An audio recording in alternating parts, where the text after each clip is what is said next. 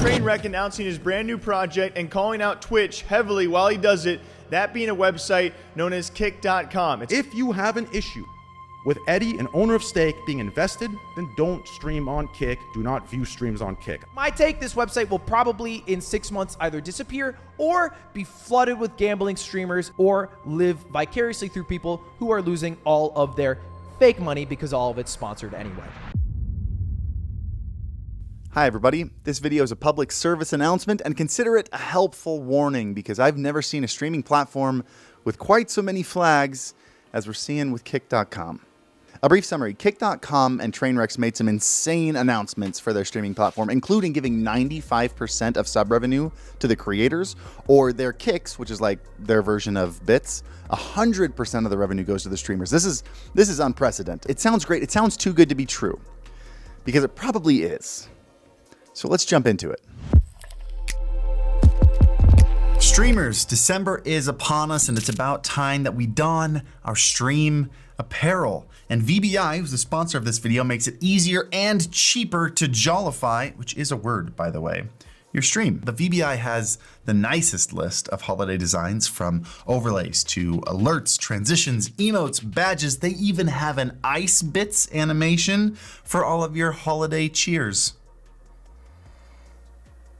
They have this adorable animals theme that's inspired by Animal Crossing, and it's completely modular. You start with a winter scene and then customize everything from characters to environment, so yours is always unique. And of course, it's got alerts, chat box, goals, events, and everything is customizable, but like, you've come to expect that from VBI now, right? Like, it's VBI. They've got one volume and it's 11. These go to 11. VBI's also got holiday stream ornaments, overlays. They have festive friends, alerts packages, tons of emotes and badges, and the Bauble events list. Bottom line is, if you had any plans to holidayify, that one might not be a word, holidayify your stream, VBI has anything you could possibly want. They even have YouTubers covered with After Effects transition templates. So make sure you use code SenpaiHoliday to get 20% off any of these things I mentioned, or if you use the link in the description below, it'll automatically apply that discount. So I'll see you over there. So since Train's twit longer on Monday, a lot has already been revealed about the new streaming site, Kick.com. And I'm not gonna go over the entire twit longer, the thing is massive, but essentially the first 2 paragraphs of the whole thing are entirely about how Twitch is mistreating their streamers and essentially ripping them off. And so now he is partnering with Kick.com to create a streaming platform that treats the streamers fairly and resolves this problem. And that sounds amazing, but it's led to the obvious question, which is, if Twitch, who is owned and subsidized by Amazon, can't afford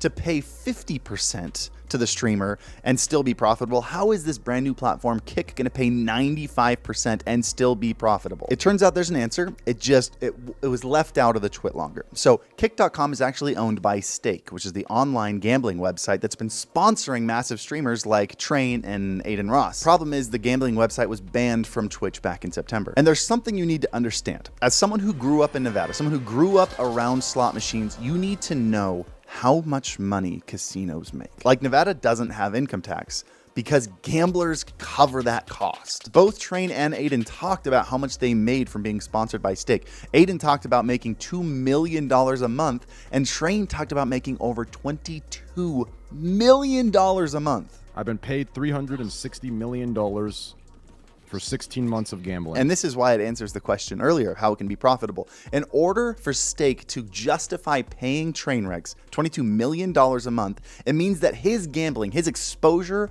of the gambling website to his audience, profited Stake at least $22 million a month. Whether directly or indirectly, paying him that money meant Stake made more than that amount of money. And so this means when they got banned off of Twitch and couldn't advertise anymore, they took a massive hit in revenue. Like, we're talking, they probably lost 9 figures a year. It's hundreds of millions of dollars.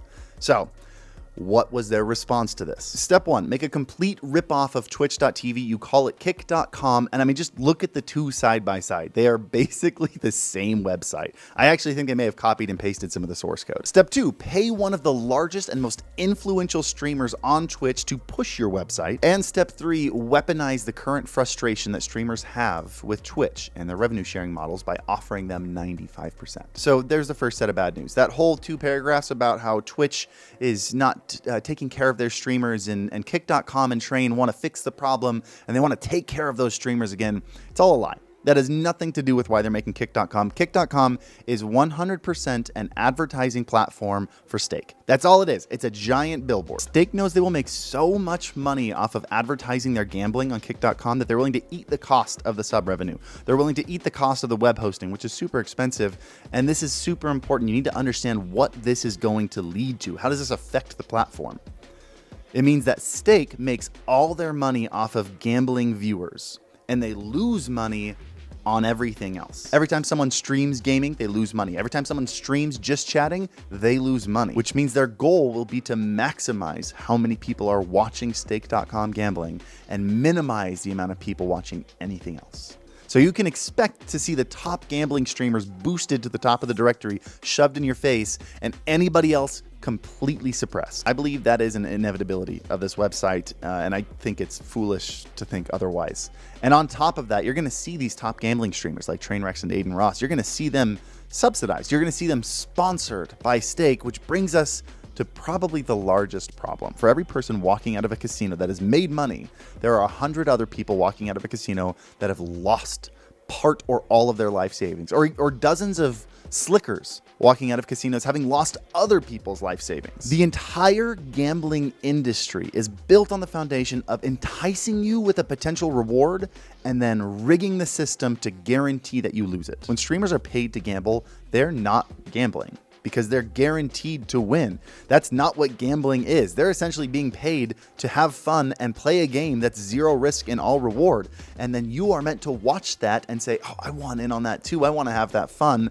And then you go in and you play a rigged game against you and you're guaranteed to lose. And look, I've had fun with family and friends at blackjack tables. This is not a PSA against gambling. That's not what this is. The point of this video is that if you're going to trust your career to a company, maybe don't trust it to a company whose foundation principles are deceit and theft, because the house always wins. Happy streaming. I'm not going to drop it. That's a nice microphone.